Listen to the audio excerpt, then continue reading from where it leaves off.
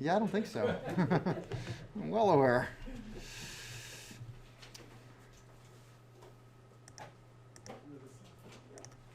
All right, we're going to talk about stuff.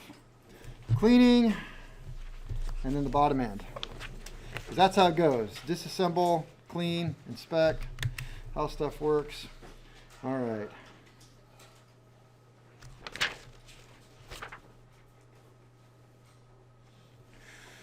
In fact, that's exactly what I start with.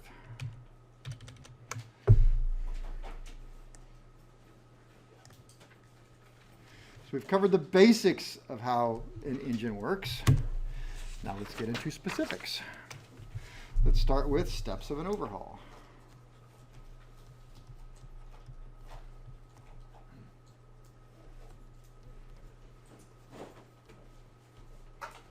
Overhaul. Sorry, I'm trying to be better. All right, what are my steps? Well, first of all, maybe we should just stop here and talk just briefly about, I'll use this word overhaul. You know, the wonderful thing about automotive and everything else and, lawnmower mechanics and such, if I want to overhaul my lawnmower, what do I have to do? Whatever the hell I want to do. There's no law. Just pressure wash it, paint it, change the spark plug. Right? That's an overhaul. Put some air in the plastic tires. So what about the FAA? Do you think they actually have any, guidance on this?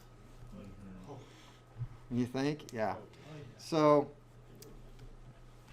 the FARs, also known as Federal Aviation Regulations, also called Title 14 of the Code of Federal Regulations.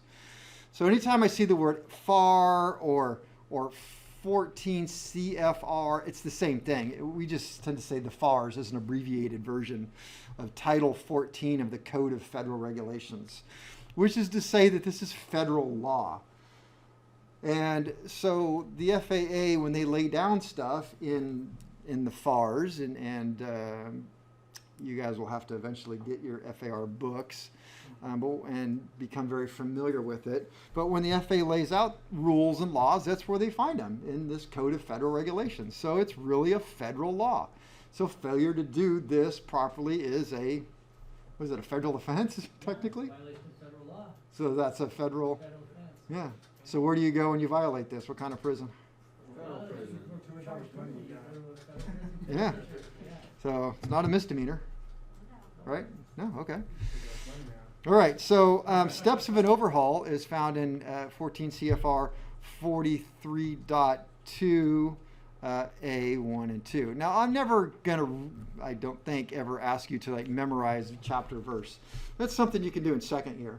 My goal in first year is to talk about it and keep bringing it up so that by the time you get to second year, I've heard this. This all makes sense. It's like, what?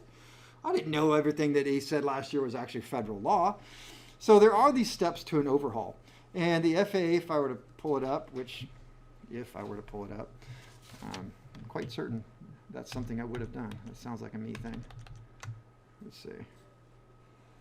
After pictures. Oh, look at that.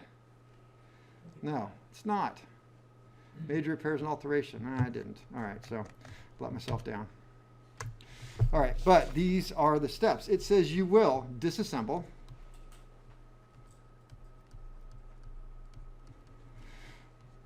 You will clean.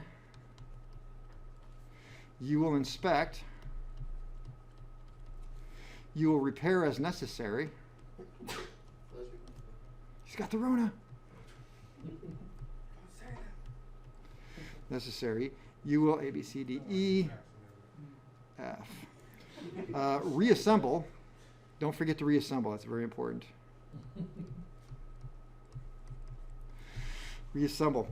So, in my experience in life as a mechanic, most A&Ps, they've got their A&P, they're aware of this word overhaul and understand that the FAA defines that you will disassemble, clean, inspect, repair as necessary, and reassemble. And I would say that for the most part, all of the mechanics are pretty good at the first 1, 2, 3, 4, 5.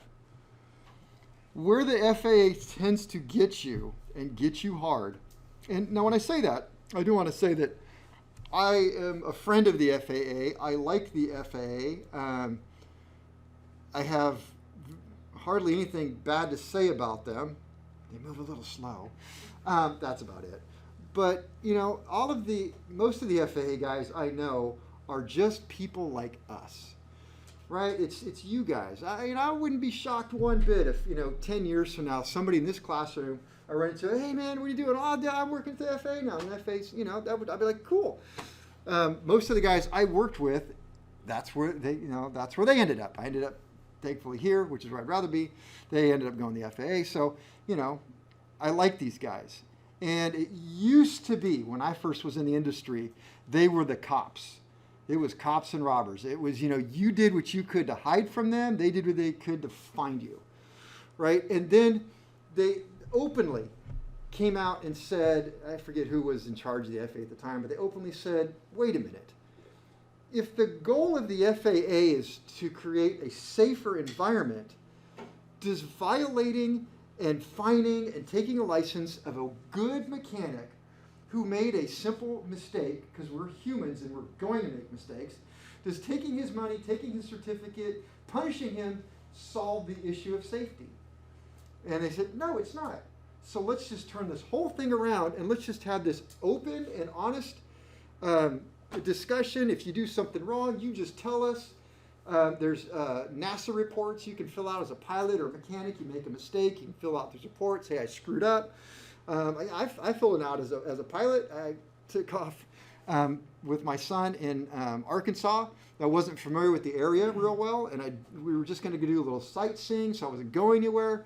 And I took off, and I made a left-hand turn, and I go, there's a runway. Oh, shoot, I'm in a Class Delta airspace.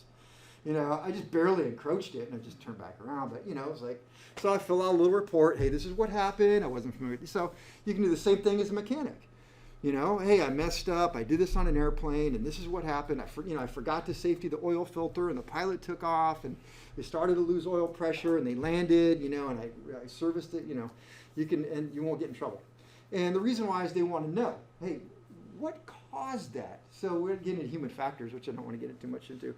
So, so the FAA, I tell you all I want you to be familiar with them and know that they're good people that want to help you and they want you to be safe. And they're really good at that. But when you're a problem child for them, they're going to get you.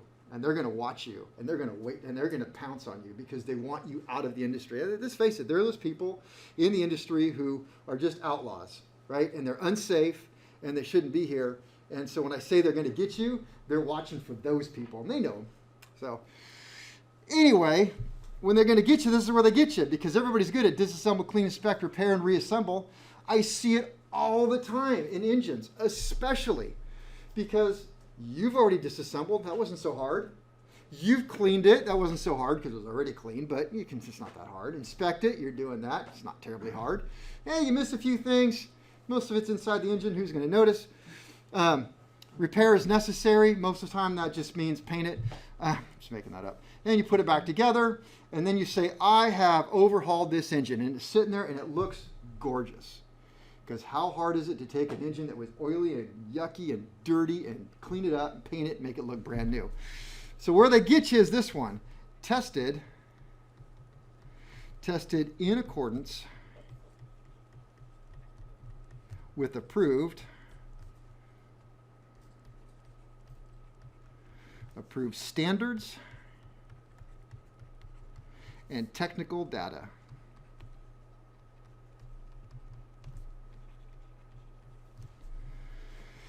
So when I worked in the cylinder overhaul shop, and now you guys are kind of getting just a small taste of what I used to do. It's how I got so strong. And so pilots are a funny group of people. They don't understand all of this stuff. In the repair station world, I don't know why this is. A yellow tag is the best of tags. It usually means it's returned to service. Red means it's rejected, and green is just an identifier. Green should have been the good one, but anyway. So they come in with a cylinder, and what can I do for you, sir? Oh, I brought you my cylinder. What would you like done? I want a yellow tag. Okay. It doesn't really mean anything, but I have to understand it. So what you're saying is you want me to overhaul it, right? And yes, I want it overhauled. Okay, so I use the finger quotes because, you know, it's just, I get it. I'm supposed to disassemble, clean, inspect, repair as necessary, and reassemble is really what I'm doing because it's a cylinder. But our tags did have the word overhaul. We did overhaul them, and then one day the FA stand there watching me do it. He goes, what are you going to call us when you're done? I said, an overhaul. How are you going to call an overhaul? Well, I did disassemble, clean, inspect, repair as necessary. I've just finished reassembling it.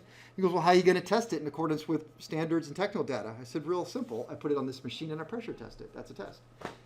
And it's the technical data that does it. Yeah, you're right. So, you know, but you see that all the time, though, where somebody overhauls something and then they don't test it.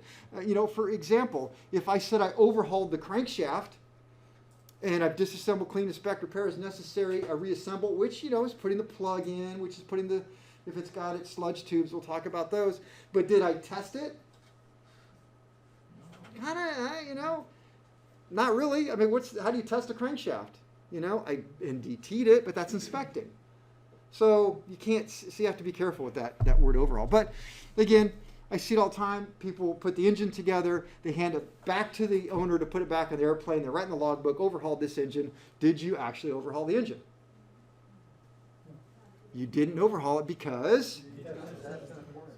Okay, but the argument to that is, well, wait a minute. I finished the engine. I did the disassemble, clean, inspect, repair as necessary, reassemble it. I gave it to you because it's for your airplane. And you're going to give me a call when you get it on the airplane and I'll come down. So he puts it on the airplane, gets it all ready to go, gives me a call. Hey, I'm ready to start it. I'll be down there. I go down there. I get in. I start it up, check it, idle it.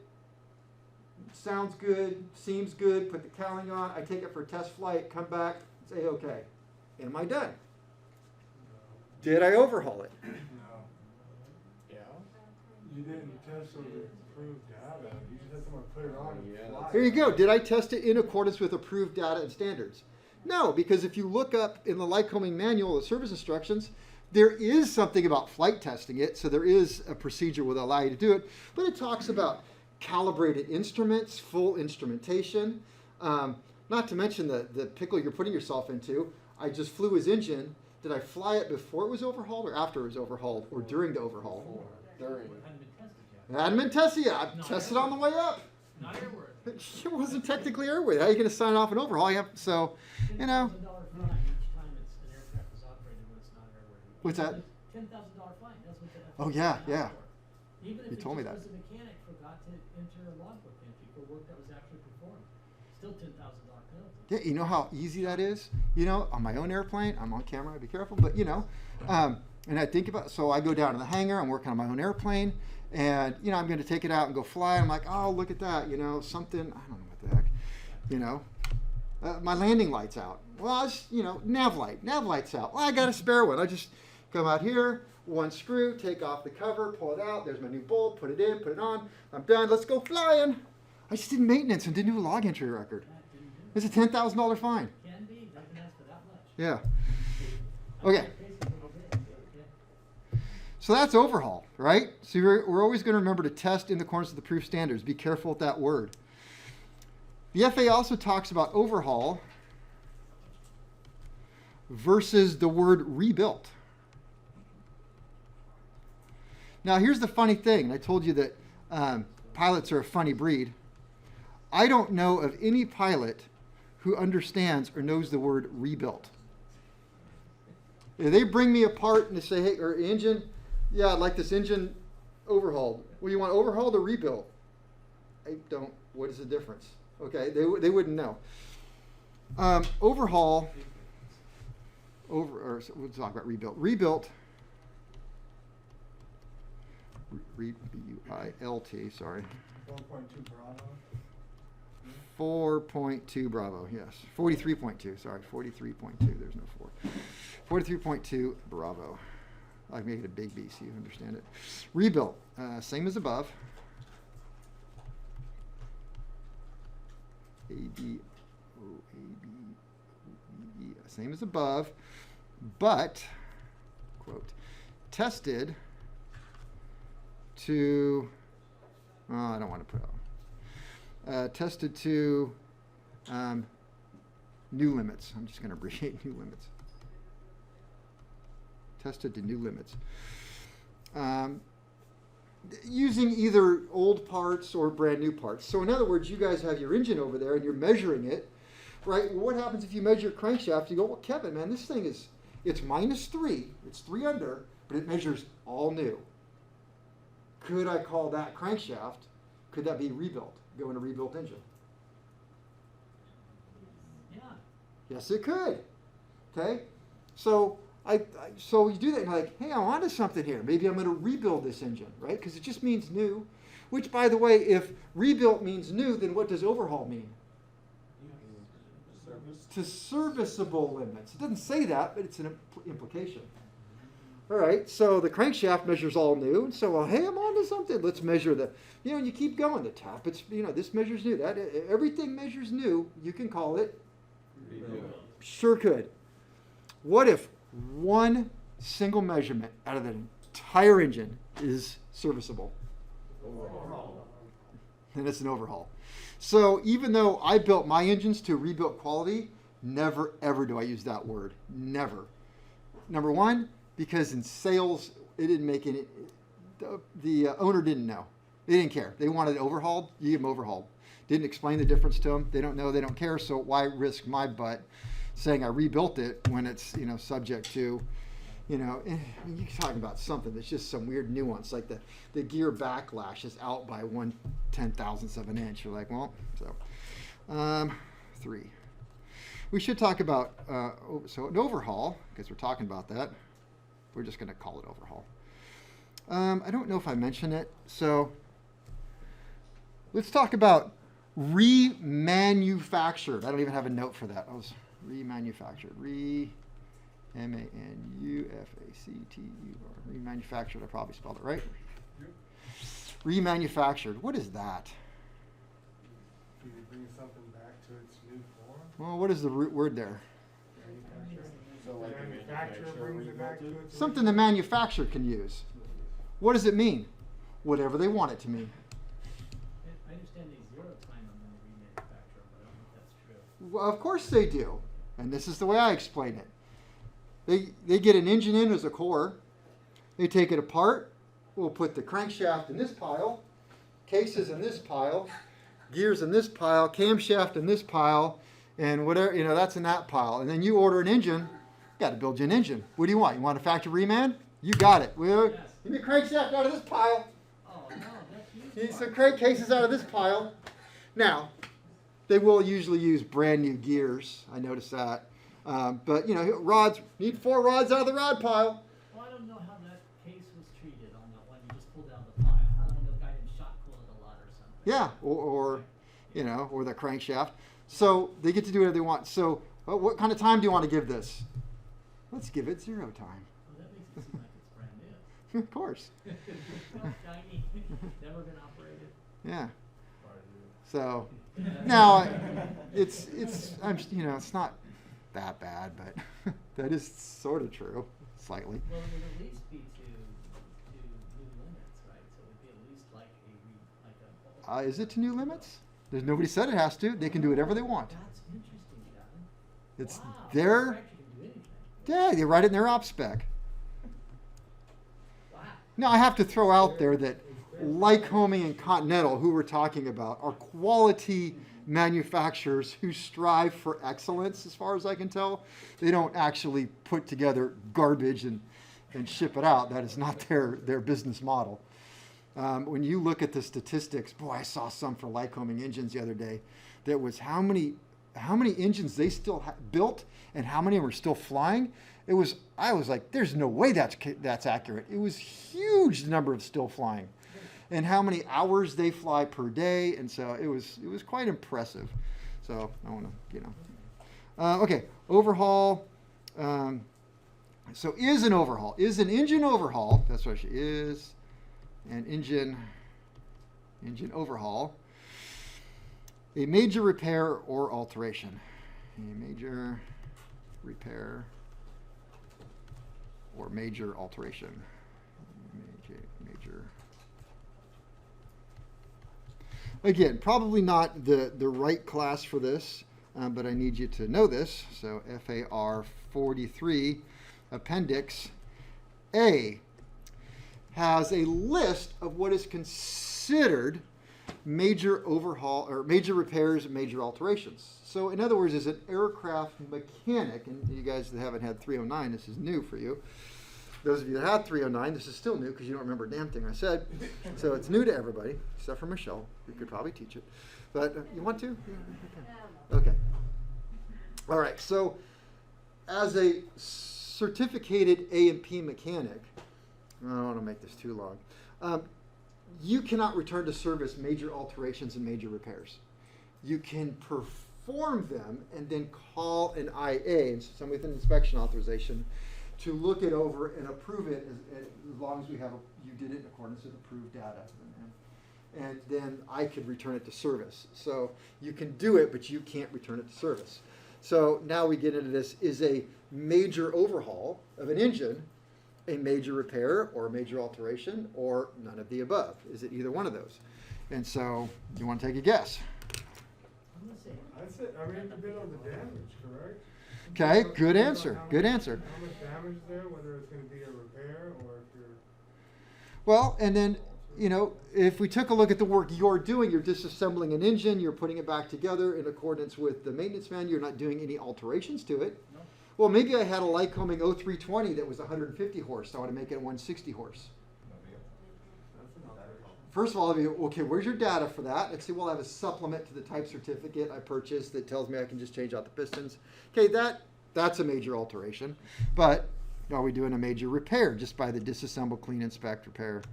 And so let's see here, that I saw in here. There we go. Major alterations. Conversion of an aircraft engine from one model to another. 150 horse to 160 horse. Changing the dynamic counterweight, changing something in the accessory case. Changes the engine, replacing structural parts. Not, well, that's, you know, changing out a different crankcase or something. Installation of accessory, which is not approved for an engine. I bolted on a turbocharger or a supercharger. That would be it. Removal of accessories that are listed as required equipment. Hey, my aircraft's engine says it has to have a prop governor. And I'm like, well, I don't want a prop governor anymore. So I take it off and, okay, can't do that. Structural parts, conversion, purpose of using fuel rating or grade other than that list. So my type certificate data sheet, my aircraft says I need 100 low lead. And I'm like, well, I want to use 105 low lead, you know, so I make up my own formula. Well, I can't do that, you know, or can't go down. You can go up because it says minimum grade, so you can go up, but I can't run it on car gas, right? So if I figured out, hey, I'll just run 97 octanes. Do I? It's 91. Huh? Yeah, I'm gonna run 91. Well, no, can't do that. So, all right, fine. There you go. How about major repairs? These are major repairs. Separation or disassembly of a crankcase or crankshaft of a recip engine. So far we're in trouble. Equipped with an integral supercharger. Do you guys have a don't have that. Separation or disassembly of crankcase or crankshaft or recip engine equipped with a other than spur type reduction gear. Spur type means it's got, the crank has one gear and the prop has two. So it's just a 2 gear. That's a spur type.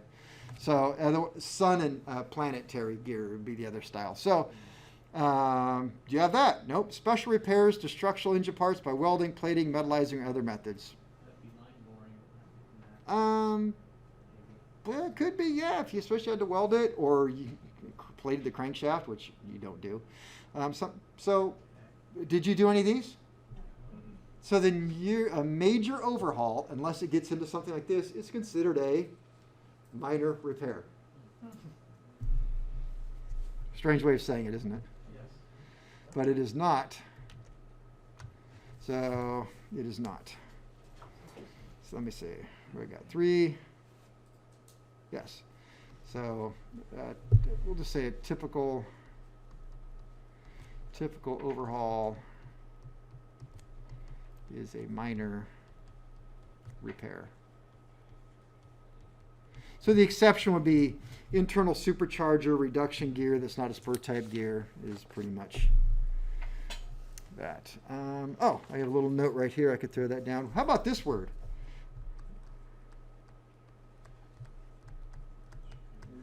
Recondition. That's my word, and I use recondition just like the manufacturer's remanufactured. So, yeah, I reconditioned it. What does that mean? You repainted it. I repainted it. I cleaned it, inspected it, repainted it. Wipe the oil off, put some oil on. Now, I can't write in a logbook, reconditioned my wheel halves.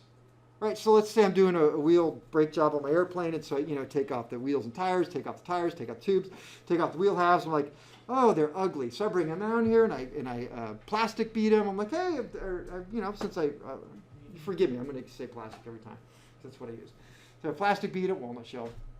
And I'm like, well, since they're all stripped full of paint, might as well do an NDT on them. So I take them in, I do a fluorescent penetrant inspection on them. They look fantastic. I'll change out the races. Buy new bearings, put them in, paint it up beautifully, put it all back together. I can't just write reconditioned wheel halves. Now I can write reconditioned wheel halves by disassemble, cleaned, inspected using the following things, and repainted, reassembled, and reinstalled in the aircraft. And then anybody who really knew logbooks go, why'd you write recondition? What was that about? It's like, blue-to-be-doo-boo, and then I did all this other stuff, so. So it's just a made-up word. We'll say that. Okay. How we doing? Let's talk about some abbreviations so you can speak the lingo.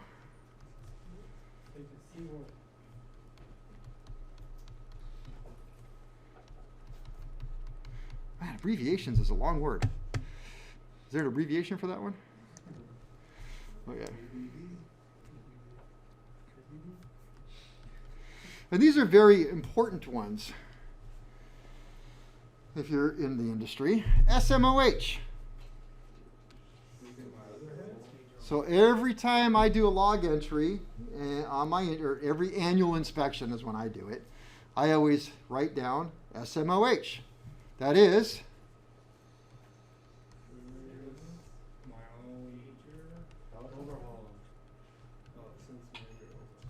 since major overhaul. Everybody wants to know how long has it been since major overhaul. Why does it matter?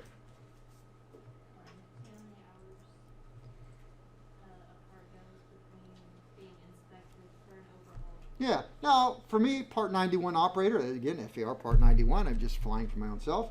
Doesn't matter how many hours I've had since overhaul, because I can fly as many as I want. But if I was flying for hire, then it would matter, because we have the TBO we have to worry about. What is TBO? Time between. Overhaul. The manufacturer will put out those numbers and say, your engine should be overhauled. I think mine is every 1,400, but they increased it now. It's low. Or 12 years, whichever comes first. I hate to see that one. Yeah. Wouldn't the numbers like since major overhaul or time between overhaul, wouldn't that help you if they to determine like, oh, these parts are wearing out faster than? That is an excellent question. In fixed wing aircraft, general aviation, there really aren't any life limited parts. But as soon as you get into helicopters or turbines, then you have life limited parts, and you have to know. You have to know when these things are, because I'm not an expert in those, but yeah, when you hit a life limited part and it's a life limited by the manufacturer, it doesn't matter who you are. If that's part of the instructions for continued airworthiness, then you have to dispose of that part at that time. So you would have to know. There's nothing on my aircraft that has a mandatory replacement. It's there. I don't have to comply. So STOH. I hate this one.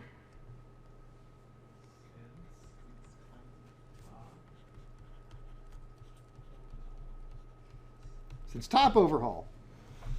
All right, so you got an engine that's got, it can happen at any time. I've seen engines with 500 hours.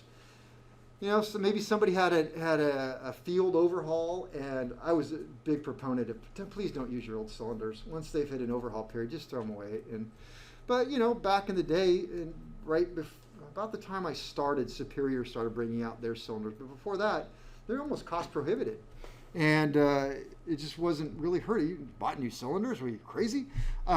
You always overhauled your cylinders. But then Superior came out and they started making really good products. And they brought the price down, made it more affordable. And it was like, well, why would you overhaul this junk? But, let's just say somebody had an overhaul and they reused their cylinders. They had their cylinders overhauled. And I don't know, 500 hours later, you got a valve that's going bad. And you're like, I should have bought new cylinders back in the day. So you buy new cylinders, put them on, you can call it a top overhaul. So your bottom has one time, the top has another. Like some people in Hollywood. All right, so I don't know, any other I can think about? But in my log entries for my aircraft, you're going to see that every time. So I've got, so I'll have the date. I always put the date, the tack time. I put the Hobbs time. Let me know what Hobbs is. Hours. So the date, you know what that is. So I have a tachometer. You know what? I just took a picture. Let's see.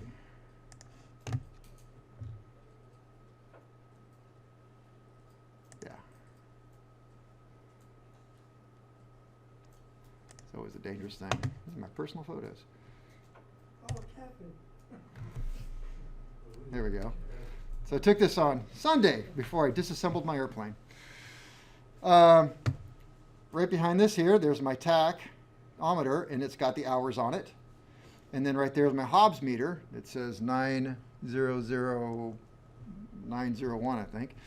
And so I have a Hobbs meter. So the Hobbs meter, anybody, well, not pilots, aren't you a pilot? Somebody said you were. Anybody rent planes? When you rent a plane, you go by this time, and when you do maintenance, you go by this time. So if you're an aircraft owner who rents out your aircraft, you rent it by this one, you work on it by this one. So the tachometer is calibrated so that it really doesn't read accurate until the RPM is up into the mid-range. That way it's actually counting flight hours, because by FARs, the hours of an aircraft are flight hours. So if I have a long taxiway like here, and I'm taxiing, I spend 20 minutes taxiing all the way to the other end, technically that is neither flight hours and it's not counted towards maintenance. So that's how that works. The Hobbs, it's either on or off, and it reads accurate. As soon as you have oil pressure, it starts. So the minute the engine starts, it goes. So I tend to do my maintenance. It's my airplane, so I do my maintenance off my Hobbs because it comes due sooner, but whatever. So, all right. So tax, that's Hobbs. I put my total time, TT, total time. I can put that here, ABC, TT, total time. Total time. And then I put SMOH. So my aircraft has a weird history, my engine, and it's a factory reman. And so it was a factory reman in 1996 or something. And so what are the hours that the factory would have given it? Zero. So back in 1996, it has 0. So it went from 96 to 2005. It had 400 hours on it. And they did a major overhaul. It sat around. And the cam got all pitted. And, they pulled the cylinder off because the cylinder was low. And then when they looked at the cam was pitted, and the owner said, just do an overhaul. So it only had 400 hours when it got a major overhaul. So, my total time is, 600 hours. And since major overhaul, I've got 200 hours or something, something like that. So not that we care about my airplane, but just so you can see how it works. All right. Why are you squeamish about the since top overhaul if you see that in the logbook? I mean, I could tell you didn't like it. Is it because you're worried that they didn't torque the cylinders down right, or is it? My experience is, and I gave you a nice experience, my experience is usually, and what's the guy's name? Smitty or? No, Savvy. Mike Bush. Mike Bush he's going to come after me on this one, but he's a huge proponent, and he has, some of his reasons are valid, about the fact that we do maintenance and it causes errors that cause crashes. So if you don't do the maintenance, you won't have an error that won't cause a crash. But I tend to see back in my day that people would get an engine, and he hates this word tired because it's like, what does that really mean? But you get a bottom end, it's like 20 some years on a bottom end, and it's leaking, and it's kind of nasty, and somebody goes, well, I'll just do a top overhaul. Yeah. I've heard lore like, oh, 470s have a really strong bottom end, just a top overhaul. Yeah, Like, yeah. really? So I just wasn't a big proponent, but you do what you do. I did a top overhaul on a radial engine. I barely remember it, but the thing I remember is the owner calling me after the fact, saying, "Hey, we just had an off-field. The engine quit in flight, and we found an airport and landed." And I drove to this airport, and it was in the middle of the mountains. I'm like, it was just insane. It's short, and I don't even remember where it was anymore. It's been so long. But this engine was full-on seized up. It's just the top end was just too good for what was left from the bottom end, and just seized it up. So, and that sounds stupid. If you hear it, you'll be like, that won't really happen. But yeah, it was just, it overpowered it. It heated it up. The oil pump wasn't adequate to keep up with its lubrication needs at this point, and so yeah, it was not a maintenance error. It was just time for it. Okay, totally shifting gears. Cleaning.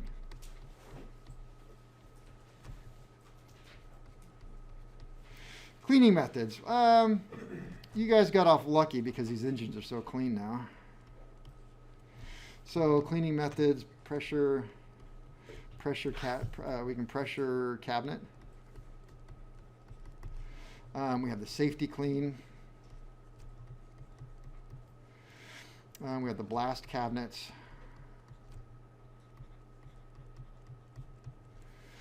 And some of the media that is available. Media. Oh, I got a picture. There you go. Got your safety clean. We used to have this safety clean down here at that tank. It was kind of cool. There was a carburetor cleaner. Parts went in and agitated. The stuff that we used to have to clean was just insane. I think I told you guys about the Turco that we had, and it would come out, the paint would strip off, the carbon would just slide off. Like, wow. You'd get on you and it burned. The pressure cabinet, but now the pressure cabinet is just a water base with a special non-foaming soap in there, because you guys did your questions. What is the danger of using water with soap?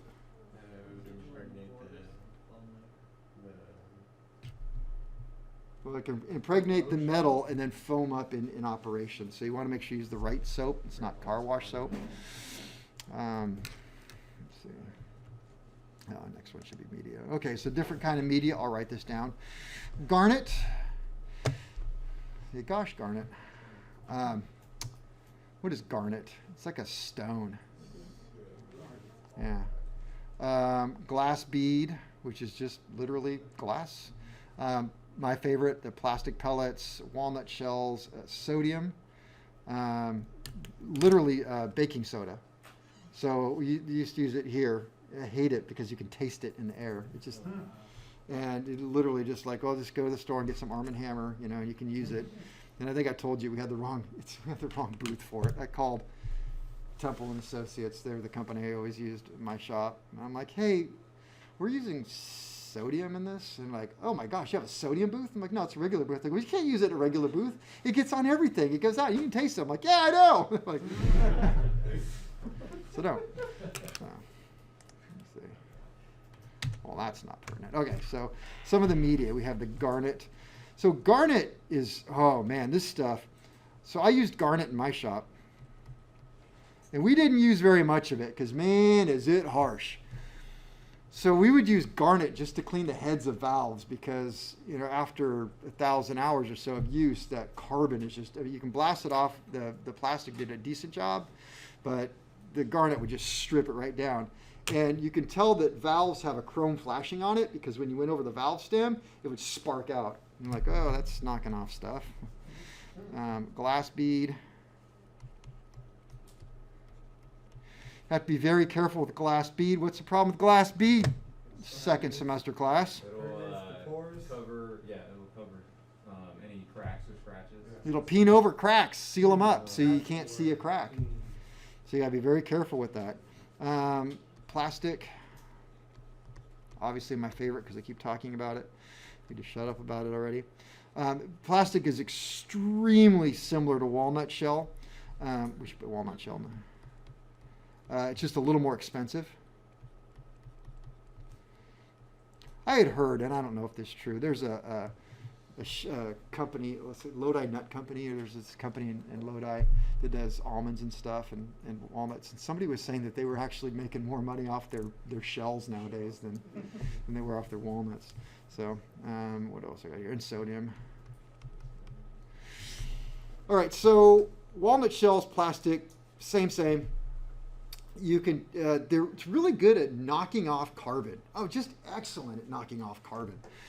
But you can write your name with Sharpie on a crankshaft and stick it in a booth with plastic or walnut shell and try and knock it off. It'll never come off. It will not damage it. It is all day long, sitting right there, and it won't knock the Sharpie off. But get some stuck on carbon or paint, knocks it right off. So it's really nice. Sodium is just it's almost a polishing compound.